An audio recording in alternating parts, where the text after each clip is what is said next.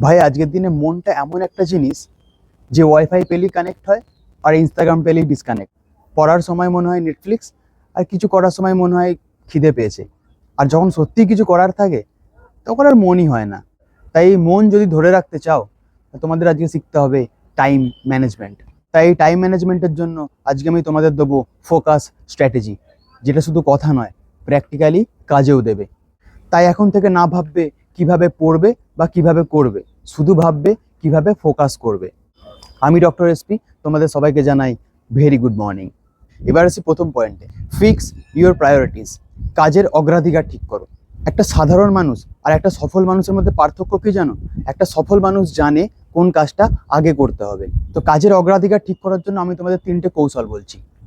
First, 3 most important task rule. দেখো, সারাদিন হয়তো তোমার কাছে 10টা কাজ থাকতে পারে, কিন্তু 10টা কাজই অতটা গুরুত্বপূর্ণ নয়। সেই 10টা কাজের মধ্যে 3টে সব থেকে গুরুত্বপূর্ণ কাজ তুমি খুঁজে বার করো। তুমি পারছো না, তোমার মনে হচ্ছে 10টা কাজই গুরুত্বপূর্ণ, তোমার জন্য আমি আসি দ্বিতীয় কৌশলে, আইজেনহোয়ার ম্যাট্রিক্স। দেখো, তোমার কাছে 10টা কাজই গুরুত্বপূর্ণ লাগতে পারে, কিন্তু সেই 10টা কাজের মধ্যে এমন 3টে কাজ খুঁজে বার করো যেগুলো এক্ষুনি করতে হবে, মানে জরুরি। সো জরুরি আর গুরুত্বপূর্ণ কাজ আগে করো। এবার আসি তৃতীয় কৌশলে, 80-20 রুল।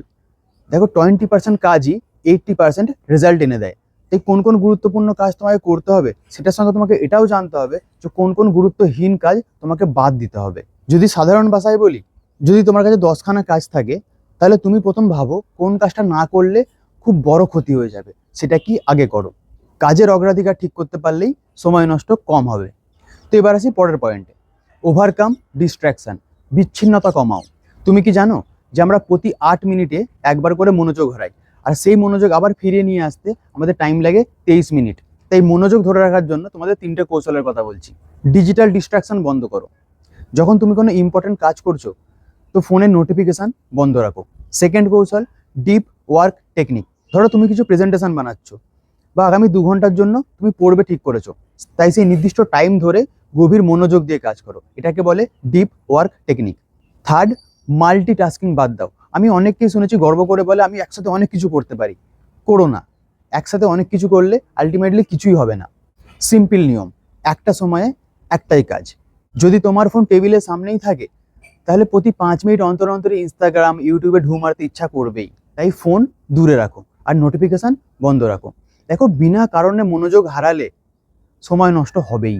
এবার আসি পরের পয়েন্টে, ক্রিয়েট টাইম ব্লকস। নির্দিষ্ট কাজের জন্য নির্দিষ্ট সময় নির্ধারণ করে রাখো।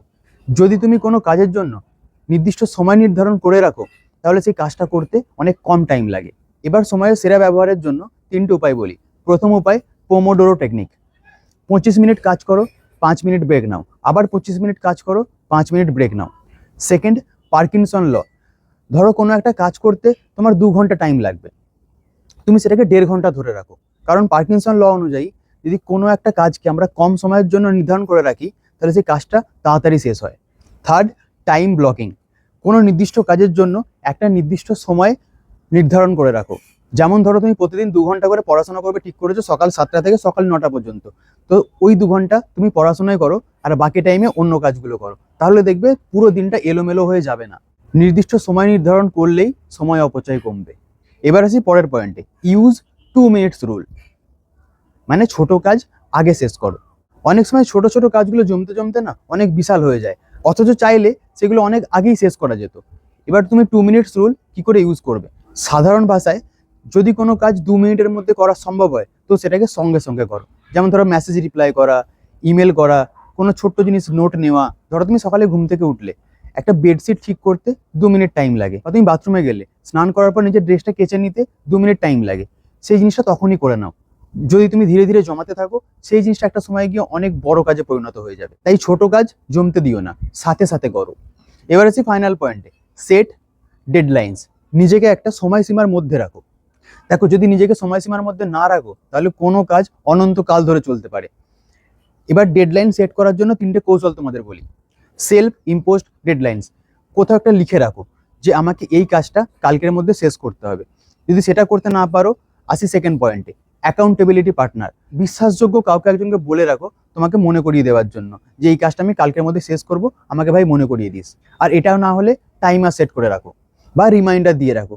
যে ওই সময় তোমাকে মনে করিয়ে দেবে এই কাজটা এই সময়ের মধ্যে শেষ করতে হবে। পরীক্ষার আগের রাতে বেশি পড়া কেন হয় জানো? কারণ সময় বেঁধে দেওয়া থাকে, তাই নিজের ডেডলাইন তুমি আগে থেকে সেট করে রেখে দাও। নিজেকে সময়ের মধ্যে রাখলেই কাজ দ্রুত শেষ হবে। এবার তোমাদের একটা বোনাস পয়েন্ট দিই, রিভিউ অ্যান্ড রিফ্লেক্ট। নিজের সময়কে বিশ্লেষণ করো। প্রতিদিনের কাজের মূল্যায়ন যদি না করতে পারো তাহলে তুমি বুঝতেই পারবে না যে তোমার সময় কোথায় নষ্ট হচ্ছে। তো সময় বিশ্লেষণের জন্য 3টে কৌশল বলছি। একটা টাইম জার্নাল রাখো, যে কোথায় কতটা টাইম যাচ্ছে একটা জায়গায় লিখে রাখো। এবার সপ্তাহে একটা দিন নিজের কাজের অগ্রগতির মূল্যায়ন করো আর দেখো কোন জায়গায় টাইম বেশি নষ্ট হচ্ছে আর সেই জায়গায় কোন প্রোডাক্টিভ কাজ তুমি করতে পারো। তাই সিম্পল ভাষায়, যদি তুমি তোমার কাজ লিখে রাখো তাহলে তুমি সেটাকে বুঝতে পারবে যে তোমার টাইম কোন জায়গায় নষ্ট হচ্ছে আর সেই টাইমটাতে তুমি অন্য কোন ভালো কাজ করতে পারবে। তো আজকে এই পর্যন্ত ছিল। আশা করি তোমরা সবাই বুঝতে পেরেছো টাইম ম্যানেজমেন্ট কেন ইম্পর্টেন্ট আর সেটা কিভাবে করা সম্ভব। তোমার সময় নষ্ট করার সব থেকে বড় কারণটা নিচে কমেন্ট বক্সে লেখো। আবার তোমাদের সঙ্গে দেখা হবে পরের সপ্তাহে। ততক্ষণ পর্যন্ত খুব ভালো থেকো, সুস্থ থেকো, সবাইকে ভালো রেখো। বাই।